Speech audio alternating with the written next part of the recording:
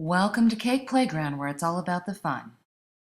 This lesson is on how to make a gum paste rose. We'll go from a bud to a mid-size rose to a full-size rose, and also learn how to add beautiful color to your rose. You will need the following equipment: rose and calyx cutters, a cutting mat, a small rolling pin, foam pads, ball tool, cornstarch, shortening, egg white, and brush. You will also need 20 gauge floral wire, floral tape, and needle nose pliers. You will need gum paste and leaf green and brown food coloring. We're going to start off by covering the floral wire with some floral tape. So take it and stretch the floral tape a little bit. Wrap the floral tape 10 times around the floral wire.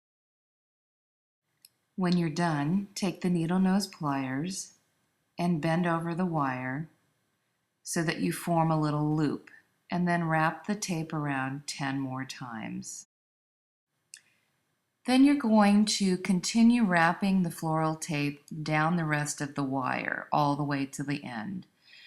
So you're going to wrap at an angle and keep tension on the floral tape. When you get to the end, just break it off.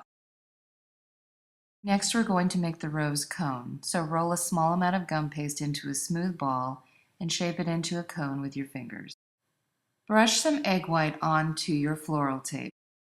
Insert the wire into the round end of the cone, and then you're going to pinch the end around the wire to make it adhere and stick and give it a good shape. The cone size should be about half the length of the petal of the rose that you're going to make. Let the cones dry overnight. After the cones have thoroughly dried, we'll move on to the next step and make a rosebud. Take a small ball of gum paste and work a little shortening into it. And then shape the gum paste into a smooth ball. Now we're going to roll this gum paste so it's thin enough to see through.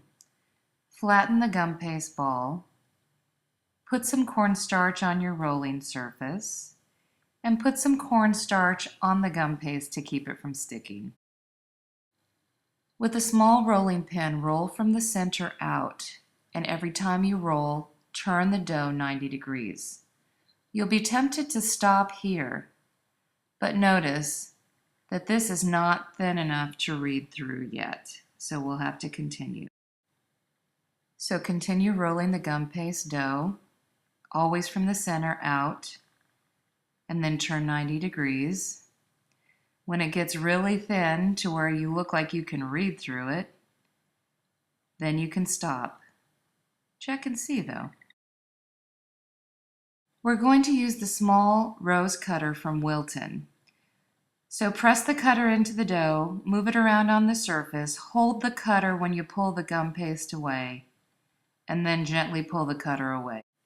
We're going to thin the petals using a ball tool and foam. So we're going to thin the petals on this purple foam and then cup the petals on this thick foam, and then use this pink foam with a hole as a platform to form the rose.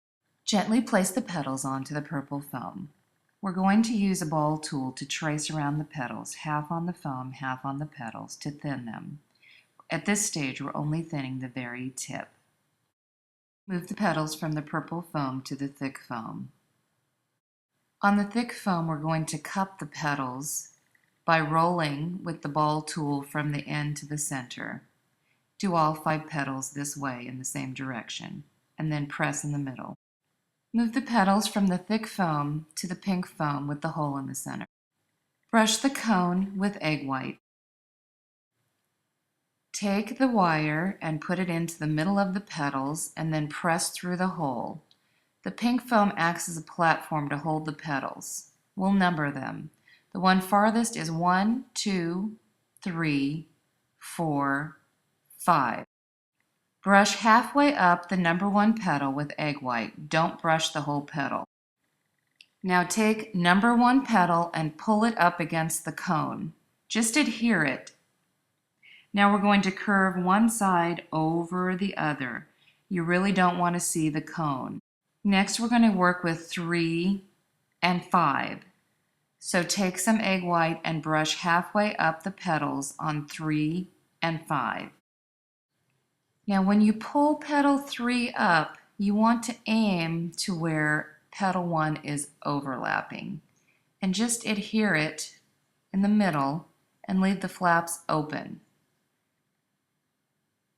Now you're going to form the petals and make sure that the right side of the petal is on the outside. What this will do is give a nice spiral look to your petals and then pull them in a little bit tighter so you have a tight rosebud. Next we're going to work with petals 2 and 4, and they should adhere where the petals from 3 and 5 overlap. Brush egg white halfway up the petals and adhere them where 3 and 5 overlap. If there's any overlap on 2 and 4, make sure the right side of the petal is on the outside. Now you can remove the rose from the foam. Turn it upside down and adhere the bottom of the petals to the cone. You also want a nice shape to the bottom of the rosebud. You can take a little bit of the egg white and put it on the inside of the petals. Just don't use too much and make sure the egg white doesn't show on the outside. And then shape the bottom of the rose so it looks like you want it to look. Bend the floral wire into a hook and let the rose hang upside down while we work on the next set of petals. If you just want a rose bud, you can stop at this point. If you want a fuller, more mature rose, we'll add another set of petals. We're going to roll, cut, thin, and cup the petals like we did before with some slight variations. This time, when you thin the petals, you're going to go about halfway around the petal. You remember we had numbered our petals 1, 2, 3, 4, 5. So 1 and 3 are going to be cupped in one direction. 2, 4, and 5 are going to be cupped in the opposite direction. So turn the petals over and cup 2, 4, and 5 in the opposite direction, and then you're going to turn the petals over again and press in the center.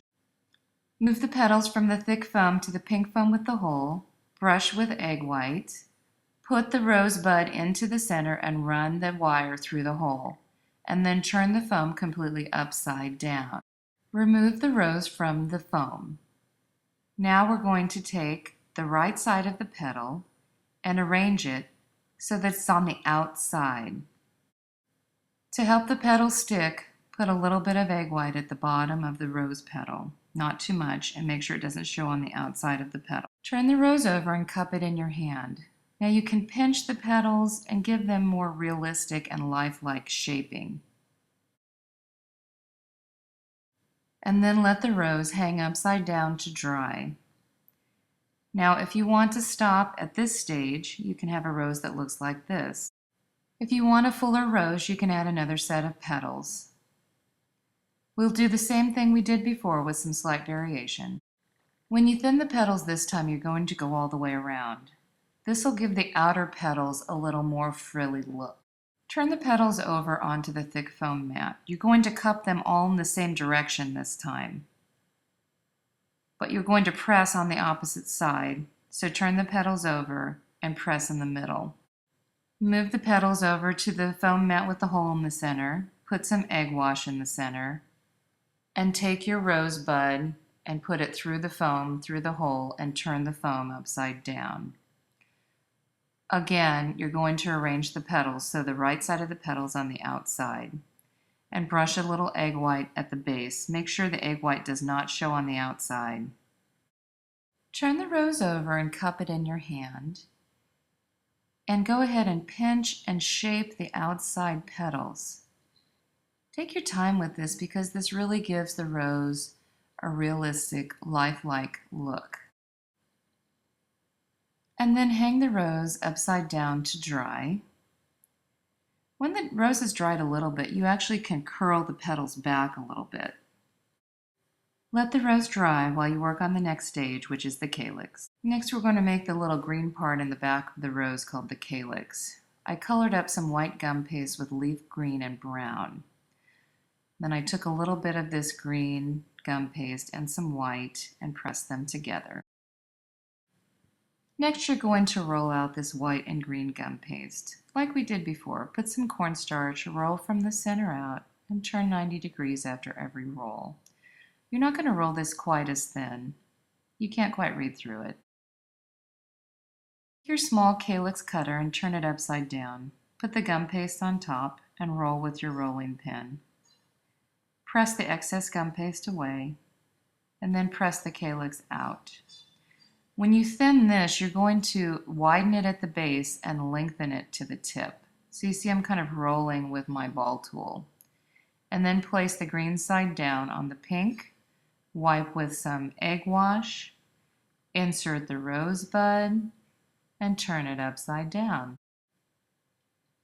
Remove the foam, and then kind of press the base of the calyx down to the rose. You don't want to press all the way to the tip. Turn the rose upright.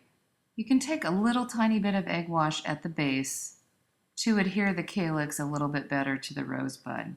But don't go all the way to the tip, because you want to curl these back a little bit like they occur in nature. Now you're going to let this rose dry upside down overnight. If you just want a white rose, you can stop here. You can add some color and highlights with dry petal dust. I'm using here a couple of brushes and dry petal dust in Scarlet's Velvet, and I'm working on a paper towel. It makes the cleanup really easy. So put some of your color on the paper towel. A little goes a long way. And then use your round brush to add some pretty dense color to the center. Then you're going to take a flat brush and work with the flat edge against the edge of the petals. So that just adds a little highlight on the edge without coloring the entire rose. This actually gives a really natural look. It's the way that roses look when they're out in your garden.